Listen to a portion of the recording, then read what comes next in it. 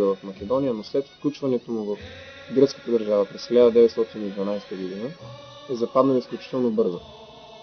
Местното население е било едно от най-проспериращите в Македония, но тъй като е било с български характер, гърците са го принудили или да се изсели, или да се признае за гръцко.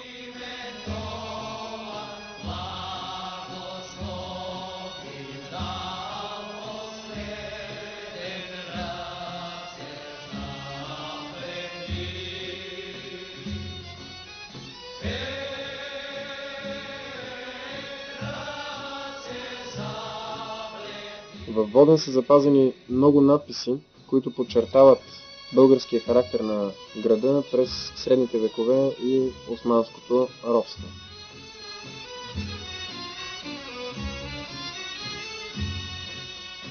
На няколко надгробни надписи, като надгробният надпис на владиката Иеротей, е отбелязано, че той е владика на Воден.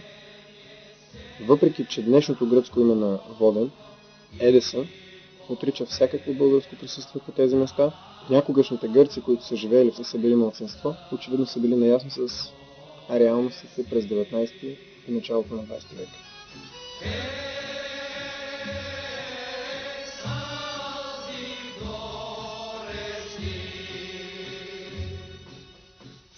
Тук е намерен един от най-известните надписи на цар Симеон, Воденският надпис, който за съжаление днес е на неизвестно място, тъй като е конфискуван от дома на един от лидерите на българите във Воден, господин Николай Стоянов.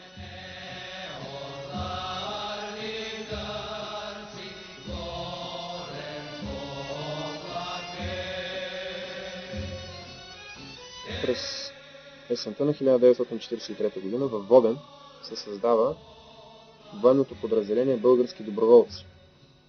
То за кратко време успява да постигне изключително големи успехи. Създава 3 въоръжени батальона, а общата му численост наброява 17 000 души. Командването е поверено на българския подофицер подпоручик Андон Калчев, който успява да превърне милиционерите и местните доброволци в стегната военна част, която да се противопостави на гръцките партизански отряди. За съжаление, след лятото на 1944 г. Андон Калчев, изоставен от българските власти, след няколко годишно криене из Егейска Македония, е заловен и изпратен на гръцките власти и след монтиран съдебен процес е екзекутиран.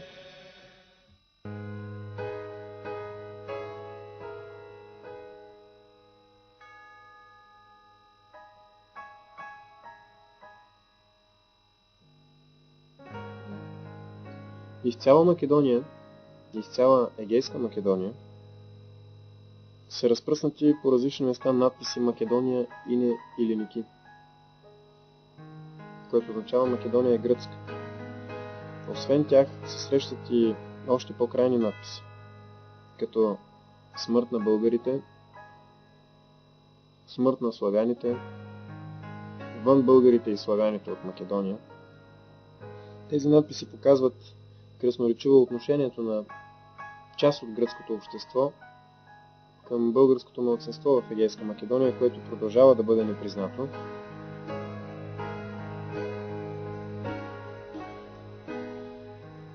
Във всяко едно населено място има паметници на гръцки андарти, които са водили изключително ожесточена борба срещу българщината в Егейска Македония в началото на 20 век.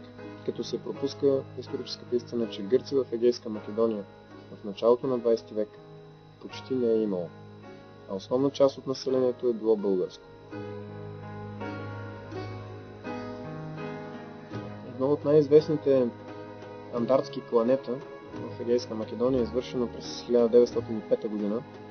в село Зелениче, където на сватбата на местния български първенец Трифон Готев се събира почти цялото население на селото. Сватбата е обкръжена, андартите нахлуват на тържеството, хвърляйки ръчни гранати и стреляйки. В кървавата сватба намират своята смърт булката младоженеца и почти всички членове на двете фамилии, както и много хора от селото. Показателни са паметниците на капитаните Аграс и Мингас, гръцки андарти, които през 1906 година след поредица от опустошителни рейдове срещу българските села в Воденския край са отградени от 3 чети на ВМРО и след ожесточен бой са разбити, пленени, съдени и обесени като наказание за техните безчинства срещу българското население.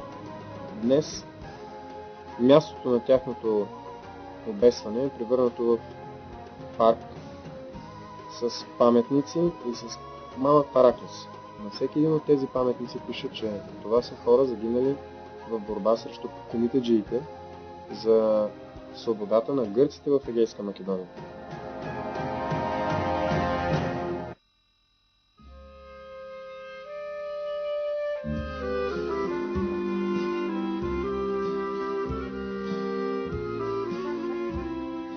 Островското езеро се намира в централния дял на Западна Егейска Македония, едно от най-хубавите македонски езера, което е получило своето име от един малък полуостров, който при пълноводие на езерото се превръща в остров в северната част на езерото, близо до едноименното село Острово. Днес то се нарича Арниса и има смесено българо-гръцко население.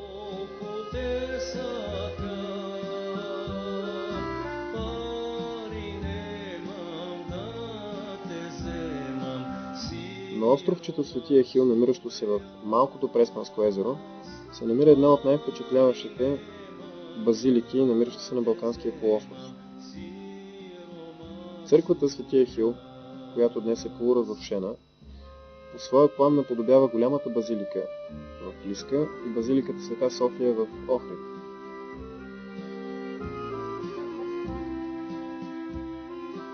Тези църкви са строени в края на 9 и началото на 10 век, непосредствено след християнизацията на България, извършена по времето на княз Борис I. Църквата Свети Ехил носи името си от Свети Ехил, чието мощи са приотени от нея, след като цар Самуил завзема главния град на Тесалия, Лариса, и ги пренасят тук, за да служат като защитник на местното население. В края на 9 и началото на 10 век в района на Преспа се намират няколко града, които изпълняват столични функции. На първо място Охрид, но също така и Преспа, както и поселението, намиращо се в малкото Преспанско езеро на остров Свети Ехил.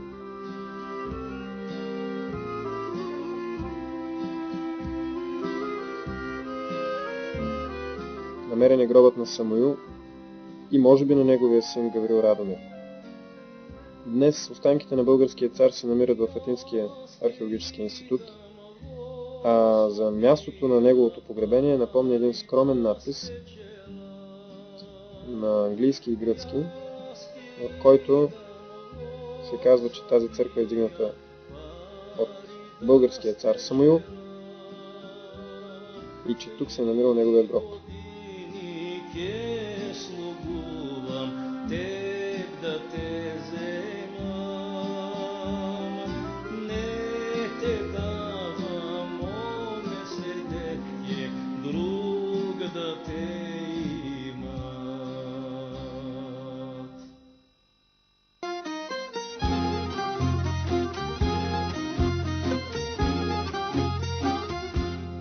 Град Костур е център на най-югозападната българска етническа област, Костурският край.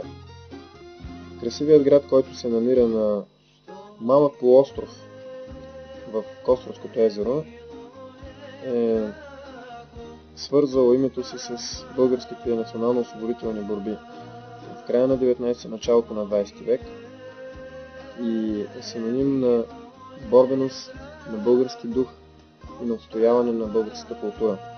Костурският край дава едни от най-пламенните български патриоти и борци за българска просвета и свобода и до днес пази българския характер на местното население Кострският пейзаж има поразяваща прилика с пейзажа на старата българска столица Търново. Външният вид на църквата